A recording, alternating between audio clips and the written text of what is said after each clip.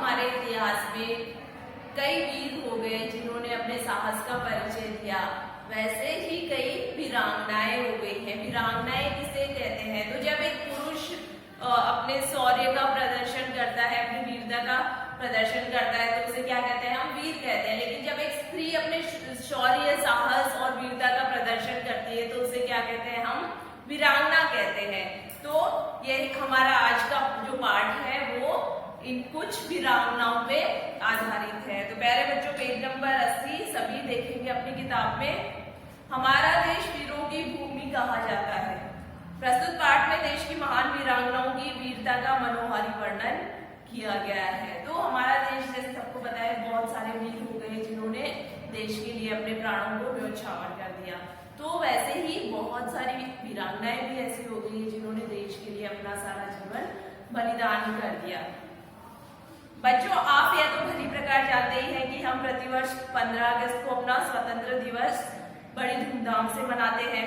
1947 में इसी दिन हमारा देश अंग्रेजी शासन की गुलामी से स्वतंत्र हुआ था। तो 15 अगस्त 1947 को हम सब आजाद हुए थे, हमारा देश आजाद हुआ था।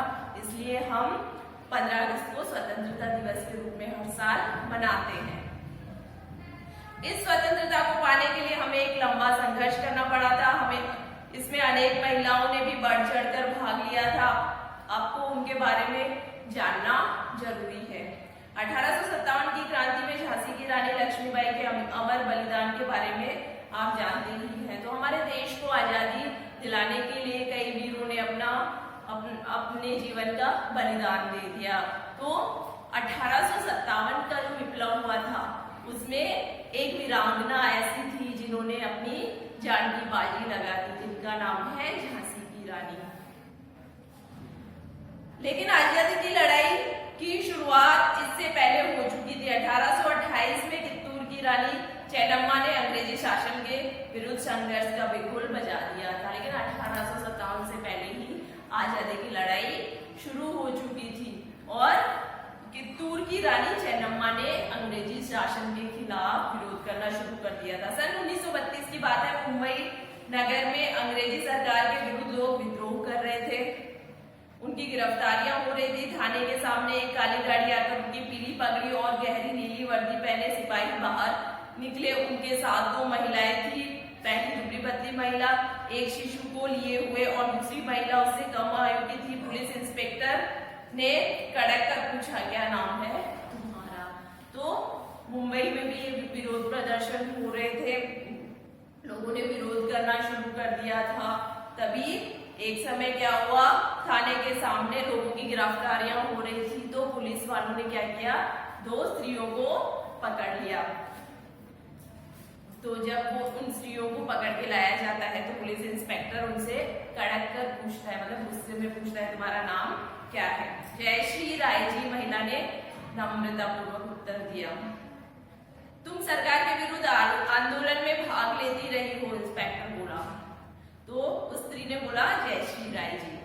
और तब इंस्पेक्टर कहता है कि तुम सरकार के विरुद्ध आंदोलन में भाग लेती रहती हो, ऐसा क्यों करती हो? हाँ, मैंने पहले हिस्सा लिया था, किंतु पिछले कुछ महीनों से नहीं। मैं अपने शिशु की देखभाल में लगी हूँ, इसे आप देख ही रहे हैं, बच्चे की ओर संकेत करते हुए जयश्री ने कहा। तो जयश्री ने बिल्कुल निडर होकर बोला कि हाँ, मैं इस आंदोलन में जुड़ी हूँ, लेकिन अभी कुछ समय से नहीं हूँ, क्योंकि मेरा बच्चा अभी छोटा है। शिशु मतलब छोटा बच्चा। तो उस स्त्री का, जयश्री का बच्चा छोटा था। तो बोल रही थी कि मैं अभी अपने शिशु की देखभाल कर रही हूँ, इसलिए मैं आंदोलन का हिस्सा नहीं बन पा रही हूँ उस समय से। क्या तुम ये शपथ लेने को तैयार हो कि भविष्य में इस आंदोलन में कोई भाग नहीं लोगी?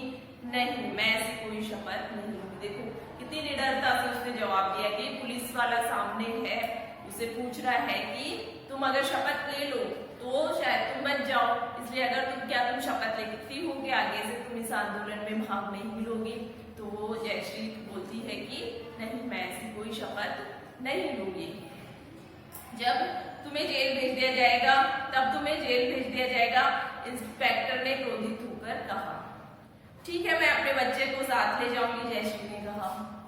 तुम्हें बच्चे को साथ रखने की अनुमति नहीं दी जाएगी, इंस्पेक्टर ने कहा, इस स्थिति में मैं अपने बच्चे को अपनी छोटी बहन के पास छोड़ दूंगी। यह कहकर जयश्री ने बच्चे को छोटी बहन की ओर बढ़ाना चाहा। तो अब जयश्री से पुलिस वाले ने कहा कि तुम्हें जेल जाना होगा। तो जयश्री कहती है कि मैं अपने बच्चे को साथ ले जाऊंगी। तो इंस्पेक्टर कहता है कि तुम्हें अपने बच्चे को साथ ले जाने नहीं दिया जाएगा। तो जयश्री कहती है कि मेरा बच्चा मेरी छोटी बहन के साथ रहेगा। पुलिस इंस्पेक्टर का चेहरा दमा गया। वह एक अभूतपूर्व घटना थी। उसकी समझ में नहीं आ रहा था कि वह क्या करे। उसने जयश्री के पति की ओर संकेत करते हुए कहा, कैदी नंबर 1 तुम सुधार गृह में जाओ और कैदी नंबर 2 तुम घर जाओ और अपने बच्चे की देखभाल करो। उन दिनों राजनीतिक कैदियों को सुधार गृह में रखा जाता था। अब जयश्री की बात सुन के पुलिस इंस्पेक्टर का चेहरा तमतमा गया, मतलब वो गुस्सा हो गया। अब उसको समझ में नहीं आ रहा था कि क्या किया जाए। जयश्री उन हजारों महिलाओं में से एक थी जो महात्मा गांधी के आह्वान पर घर की चारदीवारी को त्याग कर आजादी के आंदोलन में भाग लेने आई थी। तो उस समय पे जयश्री नहीं, जयश्री के जैसी कई स्त्रियां थी जो आजादी के आंदोलन में अपना सहयोग दे रही थी। 1917 ईस्वी में भारतीय राष्ट्रीय कांग्रेस की अध्यक्ष एनी बेसेंट को चुना गया। कांग्रेस अध्यक्ष बनने वाली वे प्रथम महिला थी जिन्होंने आबिदा बानो बेगम और सरोजनी नायडू के साथ मिलकर होम रूल आंदोलन चलाया। तो एनी बेसेंट जो थी वो कांग्रेस की प्रथम महिला अध्यक्ष थी। उन्होंने आबिदा बानो बेगम और सरोजनी नायडू के साथ मिलकर होम रूल आंदोलन को चलाया। इन्हीं के प्रयत्नों से महिलाओं को वोट देने का अधिकार मिला और इन्होंने ही प्रयत्न किया तब जाके आज महिलाओं को जो वोट देने का अधिकार है वो अधिकार मिलने लगा। सरोजनी नायडू गांधी जी के नमक सत्याग्रह और 1942 के भारत छोड़ो आंदोलन में कूद पड़ी और कई बार जेल गई। तो एक और जो क्रांतिकारी महिला थी सरोजनी नायडू, वो गांधी जी के आंदोलन में हिस्सा लेती थी और उन्होंने नमक सत्याग्रह में भी हिस्सा लिया। लीला नाग एक क्रांतिकारी देशभक्त महिला थी। उन्होंने दीपाली संघ बनाया। उनके पति अनिल राय चौधरी को 1930 में गिरफ्तार कर लिया गया। 24 सितंबर 1932 की एक रोमांचक रात थी। प्रीतिलता दत्त पोटेशियम साइनाइड की पुड़िया जेब में रखकर अंग्रेजों के क्लब में पहुंची और साथियों को ललकारते हुए बोली, आज भी अंग्रेज यहाँ से बचकर न जाने पाए। सारी इमारत बम और पिस्तौलों के धमाकों से हिल उठी। प्रीतिलता भी घायल हो गई थी। उन्होंने पोटेशियम साइनाइड खाकर अपनी जीवन लीला समाप्त कर ली। तो प्रीतिलता दत्त जो थी ये भी एक महान क्रांतिकारी थी जिन्होंने साइनाइड की पुड़िया अपने पास रख ली थी कि वो अंग्रेजों के हाथ में ना लगे। इस वजह से उन्होंने क्या किया, साइनाइड खाकर अपने प्राणों का बलिदान कर दिया। दिसंबर 1931 में शांति घोष और सुनीति चौधरी नामक किशोरियों ने ओमिला के जिला मजिस्ट्रेट स्टेवेंस को मार डाला। फरवरी 1932 में एक युवती बीना दास ने बंगाल के गवर्नर स्टैनले जैक्सन की हत्या का प्रयास किया। तो देखो बच्चों, ये सारी स्त्रियां थी जिन्होंने इतने साहस भरे कार्य किए सिर्फ अपने देश के लिए, अपने देश की आजादी के लिए। गवर्नर बाल बच गए पर बीना दास को 9 वर्ष की सजा हो गई। उज्ज्वला मजूमदार ने भवानी भट्टाचार्य, रवि बनर्जी और मनोरंजन बनर्जी के साथ मिलकर गवर्नर एंडरसन पर गोली चलाई। भवानी और रवि तो पकड़े गए। उज्ज्वला बाद में गिरफ्तार हुई और उसे 20 साल के सश्रम कारावास की सजा मिली। सश्रम मतलब कि 20 साल उन्हें कारावास में भी मजदूरी करनी पड़ेगी, इस तरह की सजा मिली। गांधी जी के प्रयास से वह 1937 में रिहा हो सकी। आगे चलकर इस आंदोलन में विजयलक्ष्मी पंडित, कमला नेहरू, दुर्गाबाई, हंसा मेहता आदि महिलाएं भी शामिल हुई। तो बहुत सारी ऐसी महिलाएं थी जो आजादी के इस आंदोलन में अपना सहयोग दे रही थी।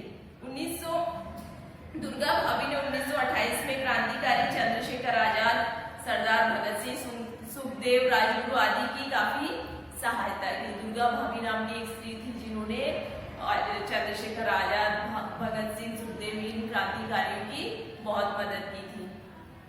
सुशीला दीदी ने काकोरी कांड के मुकदमे की पैरवी के लिए अपनी शादी के लिए रखा हुआ 10 तोले सोना उठाकर दे दिया। तो सुशीला दीदी नाम की ये जो स्त्री थी, इन्होंने अपनी शादी के लिए जो सोना रखा हुआ था वो भी देश के लिए दे दिया। 27 फरवरी 1931 को इलाहाबाद में चंद्रशेखर आजाद की शहादत के समय सुशीला दीदी वही थी। नागालैंड की जॉन ऑफ आर्क रानी गिडालू ने 1932 में अंग्रेजों के विरुद्ध संघर्ष छेड़ दिया था। उस समय वे 17 वर्ष की नवयुवती थी। अब देखो 17 वर्ष की नवयुवती थी, उन्होंने अंग्रेजों के खिलाफ कितना साहस का कार्य था। अंग्रेज बहुत क्रूर थे, बहुत अत्याचारी होते थे, लेकिन फिर भी उन्होंने बिना डरे अंग्रेजों के खिलाफ विरोध शुरू किया। उनकी पूरी जवानी जेल में बीत गई। वे 1947 को रिहा हो पाई। जब देश की आजादी हुई, तभी जब देश आजाद हुआ तभी उनको आजादी मिली। 1942 में भारत छोड़ो आंदोलन चलाया गया। इसमें अरुणा आसफ अली और उषा मेहता के नाम उभरे। तो भारत छोड़ो आंदोलन जब चलाया गया तो इसमें भी ये दो स्त्रियां हैं, अरुणा आसफ अली और उषा मेहता, इन्होंने अपना सहयोग दिया। अरुणा आसफ अली 1930 के नमक सत्याग्रह और 1941 के व्यक्तिगत सत्याग्रह में भी जेल गई थी। 1942 में उनकी दिल्ली की सारी संपत्ति जब्त कर ली गई। जब नेताजी सुभाष चंद्र बोस ने आजाद हिंद फौज में महिला रेजिमेंट की स्थापना की, तब लक्ष्मी स्वामीनाथन को इसका कप्तान बनाया गया। नेताजी सुभाष चंद्र बोस का नाम सबने सुना होगा बच्चों। तो इन्होंने जब आजाद हिंद फौज की स्थापना की तो उसमें लक्ष्मी स्वामीनाथन को उसका कप्तान बनाया गया, जो कि एक स्त्री थी। इस प्रकार अनेक भारतीय महिलाओं ने भारत के स्वतंत्रता आंदोलन में बढ़ चढ़कर भाग लिया। तो ये इस पार्ट में हमने जितनी भी महिलाओं के नाम देखे, ये तो सिर्फ कुछ नाम है, ऐसी कई बहुत सारी महिलाएं थी जिन्होंने देश की आजादी में अपना सर्वस्व त्याग दिया, अपना जीवन बलिदान कर दिया, अपने प्राणों की आहुति दे दी, कई बार जेल गई। तो हमें क्या शिक्षा मिलती है बच्चों इस पाठ से? ये शिक्षा मिलती है कि हमें हमारे देश के लिए या देश के लिए कभी भी कोई भी काम ऐसा हो जो देश के हित में हो, तो उसके लिए हमेशा तैयार रहना चाहिए, हमेशा तत्पर रहना चाहिए।